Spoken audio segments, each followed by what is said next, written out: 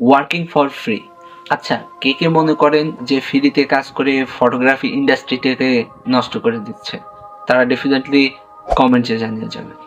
This is day 17 for 30 days 30 short challenge. একজন photographer যখন নতুন নতুন ফটোগ্রাফি শুরু করে তখন তাকে কেউ কাজ দিতে চায় না, কেননা তার কাছে কোনো স্কিল নাই, সেটা হোক ইভেন্টে কিংবা মডেল ফটোগ্রাফিতে।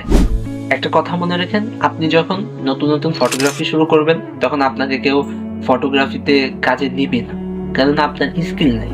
তাই আপনার স্কিল বাড়ানোর জন্য আপনি ফ্রিতে কাজ করতে পারেন। এখন ফ্রিতে কাজ করবেন কোথায়?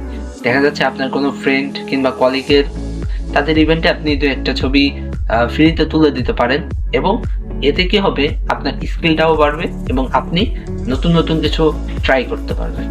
আর যদি আপনার কাছে প্রপার স্কিল থাকে, নলেজ থাকে, তাহলে আপনি কেন ফ্রিতে কাজ করবেন? আপনি তখন যদি ফ্রিতে কাজ করেন তখন আপনার মূল্যটা আপনি নিজের কাছেই সবচেয়ে লো লেভেলে করে ফেলবেন। তবে যদি আপনি নতুন নতুন ফটোগ্রাফি শুরু করেন তখন আপনি ফ্রিতে কাজ করেন, যখন আপনার স্কিল আসবে তখন আপনি একটা অ্যামাউন্ট ধার্য করবেন, যার মাধ্যমে তখন আপনার আস্তে আস্তে পরিচয় লাভ হবে।